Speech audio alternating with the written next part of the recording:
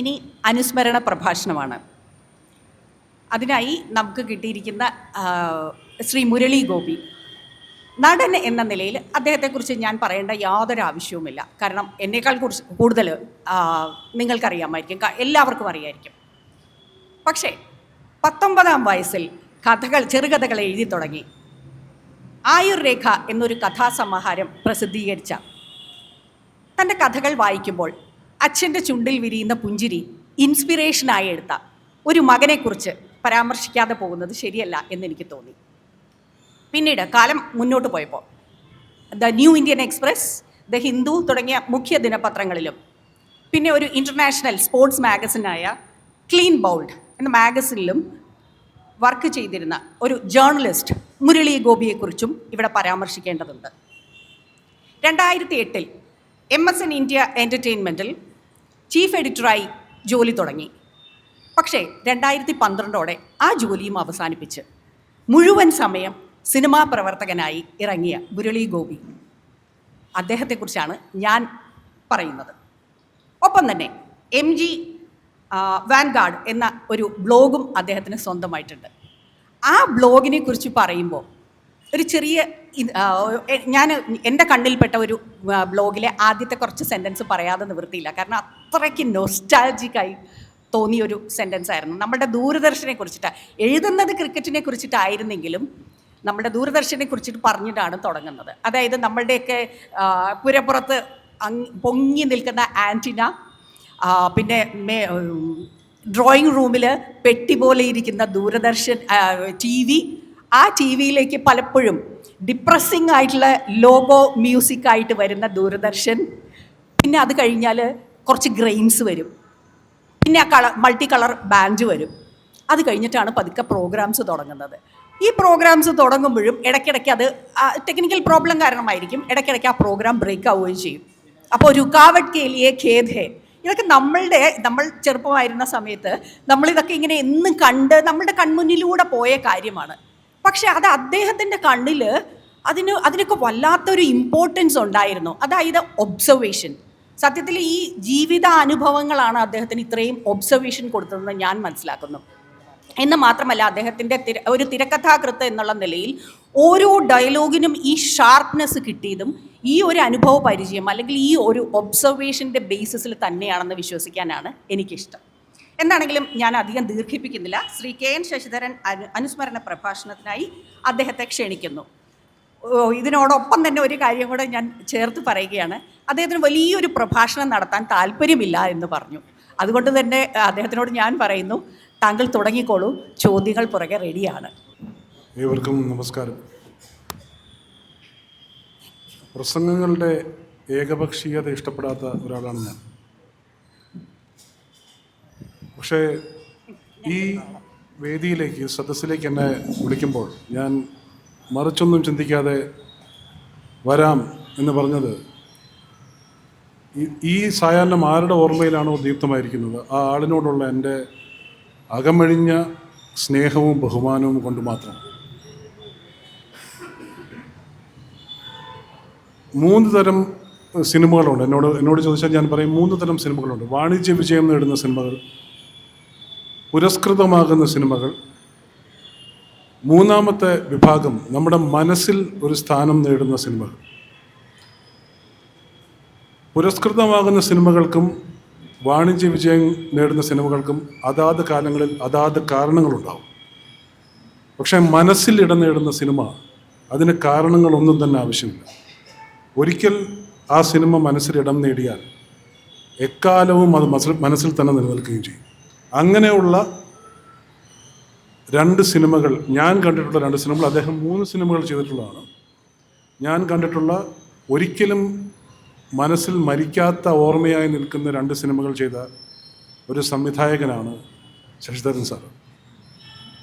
ഈ 2 സിനിമകൾ മതി ഒരു 100 സിനിമകൾ ചെയ്തതിൻ്റെ എഫക്റ്റ് ഈ 2 സിനിമകൾക്കും, അദ്ദേഹം ചെയ്ത ഈ 2 സിനിമകൾക്കും ഉണ്ടെന്ന് നിസ്സംശയം പറയാൻ സാധിക്കും.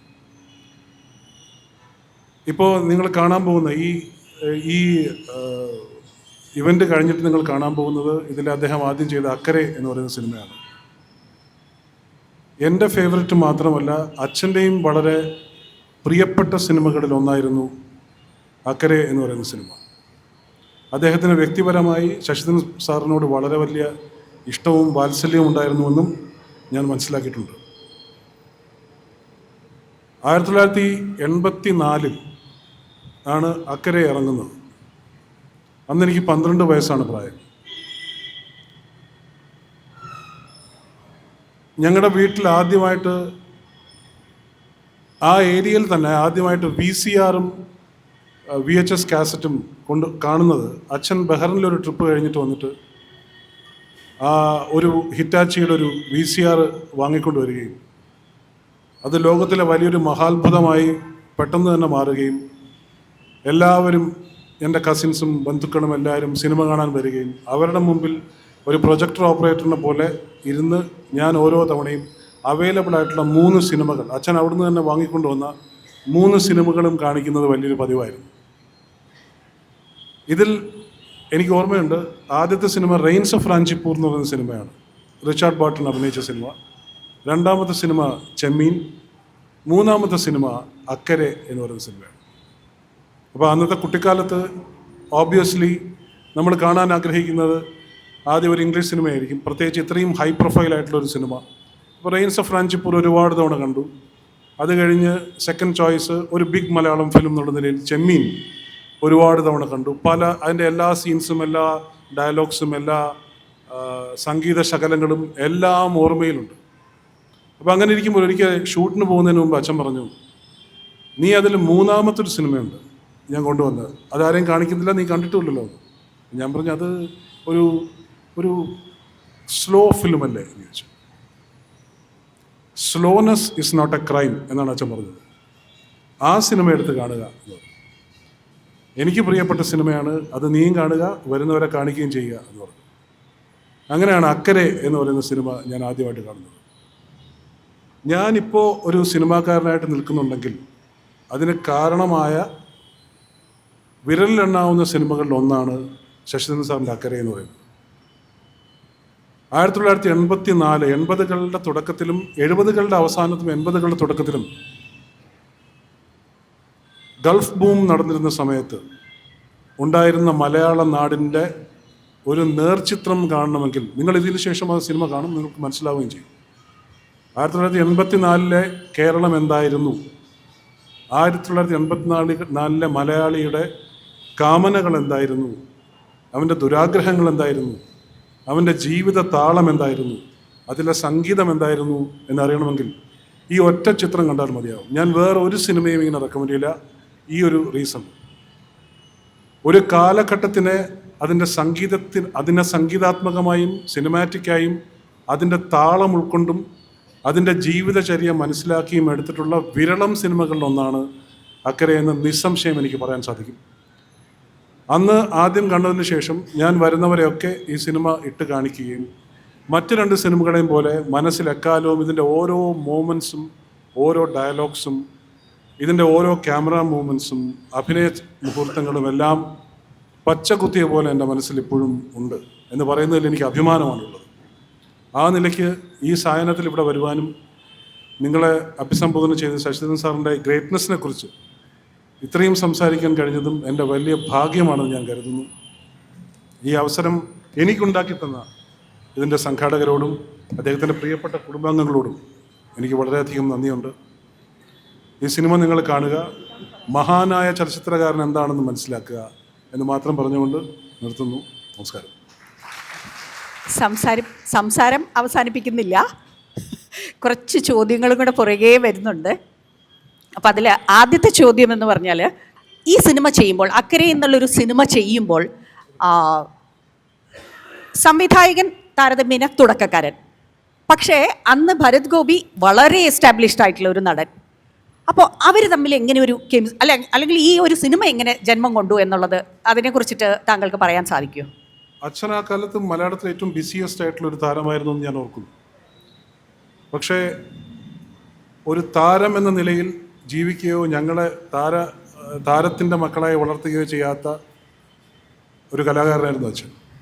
കലാസപര്യ എന്ന് പറയുന്നത് മറ്റേതൊരു ജോലിയും പോലെ തന്നെ ഉള്ളൊരു കാര്യമാണെന്നും അതിന് മാത്രം കോൺസെൻട്രേറ്റ് ചെയ്യുക, അത് തരുന്ന പേർക്സിൽ കോൺസെൻട്രേറ്റ് ചെയ്യാതിരിക്കുക എന്ന് പഠിപ്പിച്ചു തന്നതും അച്ഛൻ തന്നെയാണ്.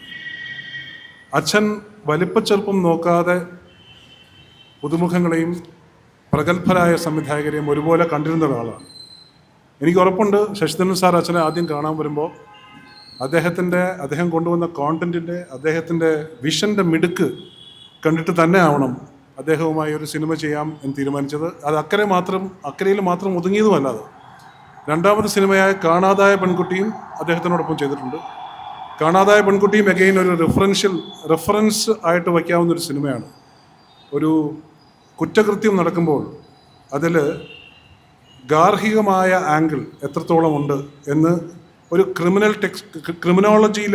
ക്രിമിനോളജിയെക്കുറിച്ചുള്ള ഒരു വളരെ ഇൻറ്റ്യൂട്ടീവായിട്ടുള്ളൊരു ടെക്സ്റ്റ് തരുന്നൊരു സിനിമയാണ്. ഇപ്പോൾ ഈയിടെ പല മർഡേഴ്സിനെ കുറിച്ച് വായിക്കുമ്പോഴും, ഇൻക്ലൂഡിങ് ആരുഷി മർഡർ, ആദ്യം മനസ്സിലോട്ട് പോകുന്ന സിനിമകളിൽ ഒന്നാണ് കാണാതായ പെൺകുട്ടി. അപ്പം മെറിറ്റ് അനുസരിച്ച് സിനിമകൾ ചെയ്തിരുന്നൊരു കാലം, താരങ്ങളെക്കാൾ അഭിനേതാക്കൾ വാണിരുന്നൊരു കാലം. ആ കാലത്തിൻ്റെ പ്രതിനിധികളാണ് അച്ഛനിലൂടെ ശശിധരൻ സാറും എന്ന് ഞാൻ വിശ്വസിക്കുന്നു. അടുത്ത ഒരു ചോദ്യവും ഇവിടെ നിന്ന് തന്നെ ആവാമെന്ന് വിചാരിക്കുന്നു. പരസ്യ ചിത്രങ്ങളിലൂടെ ഫീച്ചർ ഫിലിം, അല്ലെങ്കിൽ ഫീച്ചർ ഫിലിമിൽ നിന്ന് പരസ്യ ചിത്രങ്ങളിലേക്ക്, അപ്പോൾ ഇത് രണ്ടും തമ്മിലുള്ള കണക്ഷൻ ഒരു സിനിമ പ്രവർത്തകൻ എന്നുള്ള നിലയിൽ താങ്കൾ എങ്ങനെ വിലയിരുത്തുന്നു? ഞാനങ്ങനെ വിലയിരുത്തുന്നില്ല അതിനെ. പരസ്യചിത്രങ്ങൾ ടോട്ടലി ഡിഫറെൻ്റ് ആയിട്ടുള്ളൊരു ഒരു സ്ട്രീം ഓഫ് ആർട്ടാണ്. പരസ്യചിത്രങ്ങൾ ചെയ്യുന്ന ഒരാളിന് സിനിമ ചെയ്യുന്ന ആളിന് പരസ്യചിത്രവും ചെയ്യാൻ സാധിക്കണമെന്നില്ല. പക്ഷേ ഇത് രണ്ടും ഒരാൾക്ക് സാധിച്ചുവെങ്കിൽ അത് അദ്ദേഹത്തിൻ്റെ പ്രതിഭയെ വിളിച്ചോതുന്ന ഒരു കാര്യമായിട്ടാണ് എനിക്ക് തോന്നുന്നത്. അങ്ങനെ ഒരാളായിരുന്നു ശശിധരൻ സാർ. Thank you. ഇത്തരത്തിലുള്ളൊരു അനുസ്മരണ യോഗം എന്ന് പറയുമ്പോൾ മൺമറഞ്ഞു പോയ വ്യക്തികളുടെ ഓർമ്മകളെ ചികഞ്ഞെടുക്കുന്ന ഒരു സന്ദർഭം കൂടിയാണ്. സത്യത്തിൽ അത് വേദന ഉണ്ടാക്കുന്ന ഒരു അനുഭവം കൂടിയാണ്. കാരണം പലരും മറക്കാൻ ആഗ്രഹിക്കുന്ന കാര്യങ്ങളാണത്. മറക്കാൻ സാധിക്കില്ല, പക്ഷേ അതൊരു ഉണങ്ങാത്ത മുറിവായി ഇങ്ങനെ അവശേഷിക്കും. പക്ഷേ ഇങ്ങനെ ഒരു അവസരത്തിൽ, അല്ലെങ്കിൽ ഇത്രയും പ്രതിഭാധനനായിട്ടുള്ള ഒരു വ്യക്തിയുടെ അനുസ്മരണ ചടങ്ങിൽ അദ്ദേഹത്തെ കുറിച്ചുള്ള ഓർമ്മകൾ ചികഞ്ഞെടുക്കുക എന്നുള്ളത് കാലത്തിൻ്റെ അനിവാര്യതയാണ്. ആ അനിവാര്യത തിരിച്ചറിഞ്ഞ് അദ്ദേഹത്തെക്കുറിച്ച് സംസാരിക്കാമെന്നും അല്ലെങ്കിൽ ഈ ചടങ്ങിൽ സംബന്ധിക്കാമെന്നും സമ്മതിച്ച അദ്ദേഹത്തിൻ്റെ കുടുംബാംഗങ്ങളോട് ആദ്യമേ തന്നെ നന്ദി പറയുന്നു. മാം എന്താണെങ്കിലും സംസാരിക്കുന്നില്ല എന്ന് പറഞ്ഞു. അതുകൊണ്ട് തന്നെ അദ്ദേഹത്തിൻ്റെ മക്കൾ ശ്രീ ഋതു, ശ്രീ മുകിൽ രണ്ടുപേരും സംസാരിക്കാം എന്ന് സമ്മതിച്ചിട്ടുണ്ട്. അപ്പോൾ അവരുടെ വാക്കുകളിലൂടെ നമ്മൾക്ക് ഈ പ്രതിഭയെ കുറച്ചുകൂടെ അടുത്തറിയാനുള്ള ഒരു പോസിബിലിറ്റി നിൽക്കുന്നുണ്ട്. ആദ്യം ശ്രീ ഋതു സംസാരിക്കുന്നതായിരിക്കും. മൂത്ത മകനാണ് ശ്രീ ഋതു. നമസ്കാരം. ഇങ്ങനെ ഒരു അവസരമുണ്ടാക്കിയ മെട്രോ ഫിലിം സൊസൈറ്റിക്ക് എൻ്റെ വിനയപൂർവമായ നന്ദി ഇവിടെ ആദ്യം തന്നെ രേഖപ്പെടുത്തുന്നു. ഇങ്ങനെ ഒരു സായാഹ്നത്തിൽ ഇപ്പോൾ ഏറ്റവും സന്തോഷിക്കുന്നത് എൻ്റെ അച്ഛനായിരിക്കും. കാരണം അച്ഛൻ്റെ ജോലിയെല്ലാം കഴിഞ്ഞ് വൈകുന്നേരം നമ്മളുടെ എല്ലാം ഈ അഭിമാനമായ ചങ്ങമ്പുഴ പാർക്കിൽ ഒരുപാട് വൈകുന്നേരങ്ങൾ അച്ഛനും കൂട്ടുകാരും ഒത്ത് ഒരുപാട് സ്പെൻഡ് ചെയ്തിട്ടുണ്ട്. ഇതേപോലെയുള്ള സാംസ്കാരിക പരിപാടികളും അവർ ഒപ്പമിരുന്ന് കണ്ടിട്ടുണ്ട്. അപ്പോൾ ഇന്ന് ഈ നിമിഷത്തിൽ അച്ഛൻ്റെ 2 സിനിമയിലെ നായകനായ ഭരത് ഗോപി സാറിൻ്റെ മകൻ അച്ഛൻ്റെ അനുസ്മരണത്തിന് എത്തിയത് അച്ഛന് ഏറ്റവും സന്തോഷം ഉണ്ടാക്കുന്നൊരു കാര്യമായിരിക്കും. ഈ മുഖ്യ അതിഥി നമ്മളുടെ മുരളി ഗോപിയേക്കാൾ മറ്റൊരു ആളെ ഇവിടെ നമുക്ക് റീപ്ലേസ് ചെയ്യാൻ പറ്റത്തില്ല. അദ്ദേഹം തന്നെയാണ് ഏറ്റവും അനുയോജ്യനായ വ്യക്തി. പിന്നെ ഞങ്ങൾക്കും ഒരുപാട് സന്തോഷമുണ്ട്. അക്കരെ സിനിമ 2084 അത് റിലീസായത്. അതിനുശേഷം 42 വർഷങ്ങൾക്കിപ്പുറം ആ സിനിമ വീണ്ടും ഇതേപോലെ ഒരു ചർച്ചയാക്കുക എന്ന് പറയുന്നത് അച്ഛൻ്റെ ഒരു മഹത്വം തന്നെ വെളിപ്പെടുത്തുന്ന ഒരു കാര്യമാണ്. അപ്പോൾ അതിൽ ഞങ്ങൾക്ക് എല്ലാവർക്കും വളരെയധികം സന്തോഷമുണ്ട്. ഒരുപക്ഷെ നിങ്ങൾ പലർക്കും അച്ഛനെ നിങ്ങൾ കണ്ടിട്ടുണ്ടാകും. 2022 അച്ഛൻ പോയത്, ഒരു ജൂലൈ മാസം. ഇന്ന് ജൂലൈ 30, വേറൊരു ജൂലൈ മാസം അച്ഛനെ അനുസ്മരിക്കാൻ എടുത്ത സമയവും വളരെ അനുയോജ്യമായിരിക്കുന്നു. ഞങ്ങൾക്ക് എല്ലാവർക്കും വളരെ സന്തോഷമുണ്ട്. എന്തെങ്കിലും ചോദ്യങ്ങൾ അച്ഛനെ പറ്റി ഉണ്ടെങ്കിൽ എനിക്കറിയാവുന്നത് ഞാൻ പറയാം. മുരളി ഗോപി സാറ് പറഞ്ഞു, ഒരിക്കലും ഒരു സിനിമയുടെ ലോകത്ത് ജീവിച്ചിരുന്ന, അല്ലെങ്കിൽ അതിൻ്റെ ഒരു എക്സ്പോഷർ ഉണ്ടല്ലോ, അങ്ങനെ ജീവിച്ചിരുന്ന ഒരു പിതാവായിരുന്നില്ല അദ്ദേഹം. കല എന്നുള്ള രീതിയിൽ സിനിമയെ കണ്ടിരുന്ന ഒരാളായിരുന്നു. അപ്പോൾ നമുക്ക് സാറിനെ കുറിച്ച് അറിയാൻ ആഗ്രഹമുണ്ട്. അദ്ദേഹത്തിൻ്റെ സിനിമാ ജീവിതവും അതുപോലെ അത്തരത്തിലുള്ള എക്സ്പോഷർ അദ്ദേഹം എങ്ങനെയായിരുന്നു ഒരു വീട്ടിൽ എന്നുള്ളതും കൂടെ. അച്ഛൻ ആക്ച്വലി ഫിലിം പഠിച്ചത് പൂന ഫിലിം ഇൻസ്റ്റിറ്റ്യൂട്ടിൽ നിന്ന് പഠിച്ചത്, ഡയറക്ഷൻ പഠിച്ച് പാസ്സായിട്ടാണ് അച്ഛൻ ഈ രംഗത്തേക്ക് വരുന്നത്. അവിടെ പൂന ഫിലിം ഇൻസ്റ്റിറ്റ്യൂട്ടിൽ വെച്ച് വലിയ മഹാരഥന്മാരായ മധു അമ്പാട്ട്, മിഥുൻ ചക്രവർത്തി, ഷബാന അസ്മി, അതേപോലെ തന്നെ നസ്രുദ്ദീൻ ഷാ, ഇവരൊക്കെ അച്ഛൻ്റെ ആ കാലഘട്ടത്തിലെ കൊലീഗ്സ് ആയിരുന്നു. അപ്പോൾ ആ ഒരു എക്സ്പീരിയൻസിൽ നിന്നാണ് അച്ഛൻ ആക്ച്വലി ഈ പറഞ്ഞ സിനിമ എടുക്കാൻ വേണ്ടിയിട്ട് ഈ ഒരു ഫീൽഡിലേക്ക് വരുന്നത്. അപ്പോൾ അച്ഛൻ്റെ ഫിലിംസ് എല്ലാം കുറച്ചും കൂടെ ഈ റിയലിസ്റ്റിക് ഫിലിംസ് ആയതുകൊണ്ട് അതിന് പ്രൊഡ്യൂസേഴ്സ് അങ്ങനെ കിട്ടാൻ വളരെ ബുദ്ധിമുട്ടാണ്. എല്ലാവർക്കും ഒരു കൊമേഴ്ഷ്യൽ സിനിമയോടാണല്ലോ താല്പര്യം. അപ്പോൾ അന്ന് തന്നെ ഈ പറഞ്ഞ റിയലിസ്റ്റിക് ഫിലിംസ് എടുത്തിരുന്ന അധികായരുണ്ടായിരുന്നു, ലൈക്ക് KG ജോർജ്, അടൂർ ഗോപാലകൃഷ്ണൻ. അവർ മാത്രമായിരുന്നു അങ്ങനെ ആ ഒരു സമയത്ത് ഇങ്ങനെ ഒരു സിനിമകൾ എടുത്തുകൊണ്ടിരുന്നത്. അപ്പോൾ ഇത് അച്ഛൻ എന്ത് ചെയ്തു എന്ന് വെച്ച് കഴിഞ്ഞാൽ, അച്ഛൻ ഇതിന് പ്രൊഡ്യൂസറെ കിട്ടാത്ത കൊണ്ട് അച്ഛൻ തന്നെ അച്ഛൻ്റെ പറമ്പ് ബാങ്കിൽ പണയം വെച്ചിട്ടാണ് ഈ സിനിമ എടുത്തത്. അങ്ങനെ ആ പടം അത്യാവശ്യം ഓടി. അങ്ങനെ അതിൻ്റെ ബാങ്കിൻ്റെ റീപേയ്മെൻ്റ് എല്ലാം ചെയ്തു. അങ്ങനെയാണ് ഇത്. പക്ഷേ അച്ഛന് പിന്നീടും ഇതേപോലത്തെ സിനിമ എടുക്കാൻ വേണ്ടി സിനിമയുടെ കോസ്റ്റുകളൊക്കെ ഇങ്ങനെ കൂടിക്കൂടി വരുമ്പോൾ പിന്നീട് അതേപോലെ സിനിമ എടുക്കാൻ പ്രൊഡ്യൂസേഴ്സ് ഇല്ലാത്തതായിരുന്നു ഒരു പ്രശ്നം. ശ്രീ ശശിധരൻ ഞങ്ങളുടെ വീട്ടിൽ കുറച്ച് നാൾ വാടകയ്ക്ക് താമസിച്ചിട്ടുണ്ട്. അന്നുള്ള ഒരു ചെറിയ ഓർമ്മയാണ് ഞാനിവിടെ പറയുന്നത്. അന്ന് ഇവിടെ ഇപ്പോൾ പറഞ്ഞു വന്നല്ലോ വനമാല എന്നുള്ള പരസ്യം പറഞ്ഞു. അതുപോലെ തന്നെ വളരെ ഹിറ്റായ വേറൊരു പരസ്യം ഉണ്ടായിരുന്നു, ഒരു ടോയ്ലറ്റുമായിട്ട് ബന്ധപ്പെട്ടിട്ടുള്ളത്. വളരെ പ്രസിദ്ധമായിട്ടുള്ളൊരു പരസ്യമായിരുന്നത്. അതിൻ്റെ എന്തെങ്കിലും ഓർമ്മ ഒന്ന് പറയാൻ പറ്റുമോ? അതൊരു സ്റ്റാർ ഫ്ലഷ് എന്ന് പറയുന്ന ഒരു ടോയ്ലറ്റ് ഇതാണ്. അപ്പോൾ അന്നത്തെ അതിൻ്റെ ഒരു ക്യാപ്ഷൻ എന്ന് പറയണത്, അപ്പുപ്പ പരിപാടി കഴിഞ്ഞോ? അപ്പോൾ ഒരു കൊച്ചുകുട്ടി, കഴിഞ്ഞു. നിങ്ങളത് ഓർക്കുന്നുണ്ടോ? ഉണ്ട്. അപ്പോൾ ആ കൊച്ചുകുട്ടിയാണ് ഇപ്പോൾ ഇവിടെ ഈ താടിയും മുടിയും ഒക്കെ നീട്ടിയിരിക്കുന്ന അച്ഛൻ്റെ ഇളയ മകനാണ്. അപ്പോൾ അതാണ് അതിൻ്റെ ഒരു ഓർമ്മ. അപ്പോൾ അച്ഛൻ പരസ്യ ചിത്രങ്ങളിൽ അച്ഛൻ ഒരുപാട് ചെയ്തിട്ടുണ്ട്. 100-ൽ കൂടുതൽ പരസ്യ ചിത്രങ്ങൾ അദ്ദേഹം ചെയ്തിട്ടുണ്ട്. ഇതിൽ ഇങ്ങനത്തെ വന്നല്ലോ വനമാല, ഈ പരിപാടി, കൊള്ളാലോ വീഡിയോ, ഇങ്ങനത്തെ ടാഗ് ലൈൻസ് ഒക്കെ അച്ഛൻ്റെ വളരെ ഹിറ്റായിരുന്നു.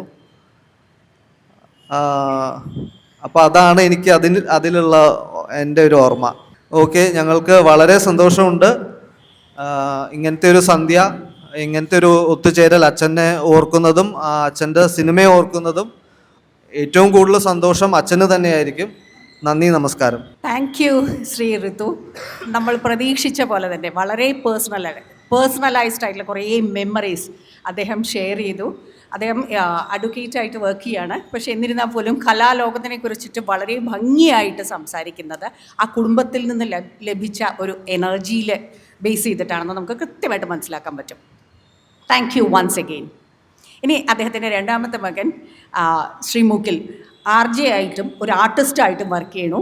ഇപ്പോഴാണ് കഴിഞ്ഞു കലാകാരനാണ് ഈ ഇരിക്കുന്നതെന്ന് മനസ്സിലായത്. എന്താണെങ്കിലും ആ മനസ്സിലാക്കലിൻ്റെ സന്തോഷം കൂടി ഇവിടെ ഷെയർ ചെയ്തുകൊണ്ട് അദ്ദേഹത്തെ ക്ഷണിക്കുന്നു. ആദ്യം തന്നെ മെട്രോ ഫിലിം സൊസൈറ്റിനും മുരളി ചേട്ടനും എൻ്റെ വളരെയധികം താങ്ക്സ്, എൻ്റെ ഫാമിലിയുടെ സൈഡിൽ നിന്ന് വളരെയധികം താങ്ക്സ് പറയുന്നു. ചേട്ടനെല്ലാം പറഞ്ഞു. അച്ഛൻ ഇവിടെ വന്ന് നമ്മുടെ ഇവിടെ വേണുചേട്ടനൊക്കെ ഇരിക്കുന്നുണ്ട്, വേണുചേട്ടനൊക്കെ ആയിട്ട് ഇവിടെ ഒത്തിരി അധികം സമയം. അപ്പോഴൊക്കെ പല പരിപാടികൾ കാണുന്നുണ്ടെങ്കിലും ഇതുപോലെ ഇങ്ങനെ ഞങ്ങളെ ഈ സ്റ്റേജിൽ ഇങ്ങനെ ഇരുത്തിക്കാനും ഇങ്ങനെ ഒരു ഭാഗമാക്കാൻ പറ്റുന്നൊന്നും ഒരിക്കലും വിചാരിച്ചിരുന്നില്ല. അച്ഛനതെല്ലാം കാണുന്നുണ്ടെന്ന് വിചാരിക്കുന്നു. അച്ഛൻ എല്ലാത്തിനും ഒരു ചിരിയുണ്ട്. ആ ചിരിയായിരിക്കും അച്ഛൻ ഇപ്പോൾ അത് കണ്ടുകൊണ്ടിരിക്കുമ്പോഴും ചെയ്യുന്നത്. അച്ഛൻ ഞങ്ങളെല്ലാവരും ഭയങ്കരമായിട്ട് മിസ് ചെയ്യുന്നുണ്ട്. അച്ഛനെന്ത് എവിടെയെങ്കിലും ഇരുന്ന് കേൾക്കുന്നുണ്ടെങ്കിൽ കേക്ക്, we miss you so much. And like അച്ഛൻ്റെ ഒരു വലിപ്പം എന്ന് പറയണത്, അച്ഛൻ ആ വലിപ്പം പുറത്ത് കാണിക്കില്ലാത്ത ഒരു സാധാരണ ഒരാൾ, ഒരു ഫിലിം ഡയറക്ടറാണ്, ഇത്ര അധികം പരസ്യചിത്രം എടുത്തിട്ടുണ്ട്, സിനിമ ചെയ്തിട്ടുണ്ട്, അതിൻ്റെ ഒരു അഹങ്കാരം ഇല്ലാണ്ട് തലയിൽ ഒരു തോർത്തോ അല്ലെങ്കിൽ ഒരു ചെറിയൊരു ടവലോ ഒക്കെ കെട്ടി ബസ്സിൽ കയറി പോവുക, തിരിച്ചു വരിക. അപ്പോൾ നമ്മൾ തന്നെ ചോദിക്കും, അച്ഛനൊരു സിനിമാ സംവിധായകനല്ലേ? ഒരു സിനിമാ സംവിധായകൻ ഇങ്ങനെയൊന്നും അല്ലല്ലോ നടക്കണ്ടേ, ഇതെന്താ? പക്ഷെ ആ ഒരു സിംപ്ലിസിറ്റി, ആ ലൈഫ് എടുക്കുന്ന രീതി, അതെല്ലാം ഞങ്ങളെയും പഠിപ്പിച്ചിട്ടുണ്ട്. അതായത് ലൈഫിൽ സിമ്പിളായിട്ടിരിക്കുക, എന്ത് പ്രശ്നങ്ങളുണ്ടെങ്കിലും ആ പ്രശ്നങ്ങൾ കഴിഞ്ഞ് വേറൊരു ഉയർച്ച ഉണ്ടാവുന്ന ഒരു സമയം ഉണ്ടാവും. ആ സമയത്തിന് വേണ്ടി കാത്തിരിക്കുക. ആൾക്കാർ പലതും പറയും, പലതും സംസാരിക്കും, പക്ഷെ അതൊന്നും കാര്യമാക്കണ്ട. Keep moving.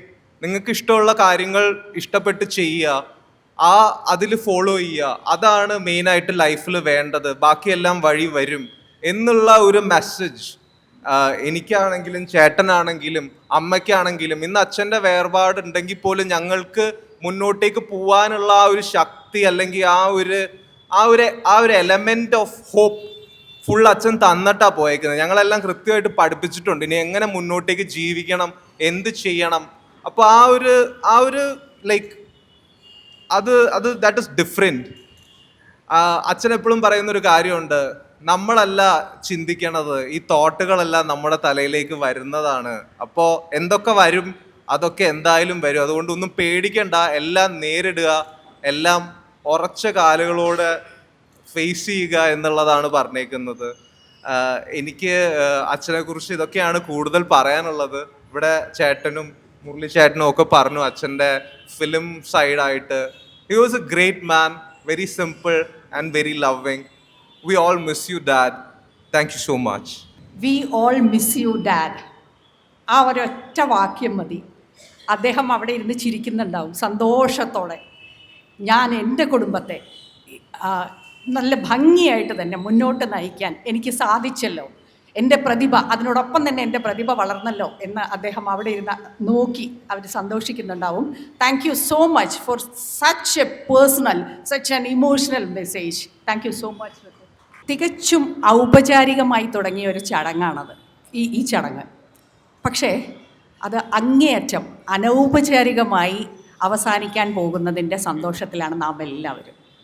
പക്ഷെ അങ്ങനെ നമുക്കൊരു അനൗപചാരികമായിട്ടൊരു ചടങ്ങ് അവസാനിപ്പിക്കാൻ സാധിക്കില്ല.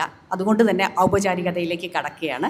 കൃതജ്ഞത പറയാനായിട്ട് നമ്മളുടെ മെട്രോ ഫിലിം സൊസൈറ്റിയുടെ ട്രഷറർ ശ്രീ ശിവഗോവിന്ദൻജിയെ ക്ഷണിക്കുന്നു. വേദിയിലിരിക്കുന്ന വിശിഷ്ട വ്യക്തികളെ, സദസ്സിലിരിക്കുന്നവർ, ഇന്ന് ഈ സായാഹ്നം ഇവിടെ സംഘടിപ്പിക്കാനായിട്ട് മെട്രോ ഫിലിം സൊസൈറ്റി ആലോചിച്ചപ്പോൾ ആദ്യം മനസ്സിൽ വന്നത് മുരളി ഗോപിയെ തന്നെയായിരുന്നു.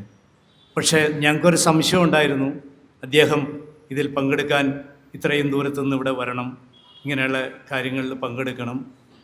പക്ഷേ യാതൊരു മടിയും കൂടാണ്ട് ഞങ്ങളുടെ സെക്രട്ടറി ജോർജ് സംസാരിച്ചപ്പോൾ അദ്ദേഹം എന്തോ ഇത് കാത്തിരിക്കുന്ന മാതിരിയാണ് ജോർജിനോട് പ്രതികരിച്ചത്.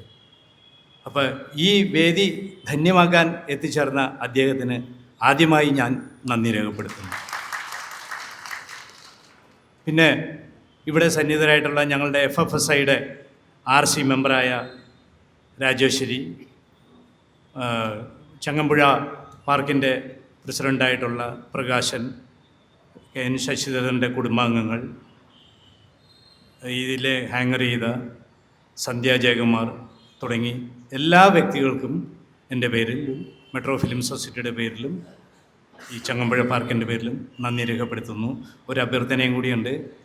ഈ അക്കര എന്ന് പറഞ്ഞ സിനിമ നമ്മൾ ഓരോ പ്രാവശ്യം കാണുമ്പോഴുമാണ് അതിൻ്റെ പ്രാധാന്യം മനസ്സിലാക്കുന്നത്. കാരണം കെ ജി ജോർജ് സാർ എന്നോട് പറഞ്ഞ മാതിരി ഭരത് ഗോപി അല്ല, മഹാനടനാണ് ഗോപി. അദ്ദേഹത്തിൻ്റെ കഴിവുകൾ ഞാൻ കുറച്ചൊക്കെ ഉപയോഗിച്ചു. കാരണം എൻ്റെ ഓരോ സിനിമയിലും തബല കൊട്ടാൻ അറിയാൻ പാടില്ലാത്ത ഗോപിയെ പിടിച്ച് അയ്യപ്പനാക്കി, ദുശാസനക്കുറിപ്പാക്കി പഞ്ചവടി പാലത്തിൽ. അപ്പോൾ ഇത് തമ്മിൽ വളരെ വ്യത്യസ്തമായ കഥാപാത്രങ്ങളെ അവതരിപ്പിച്ചു.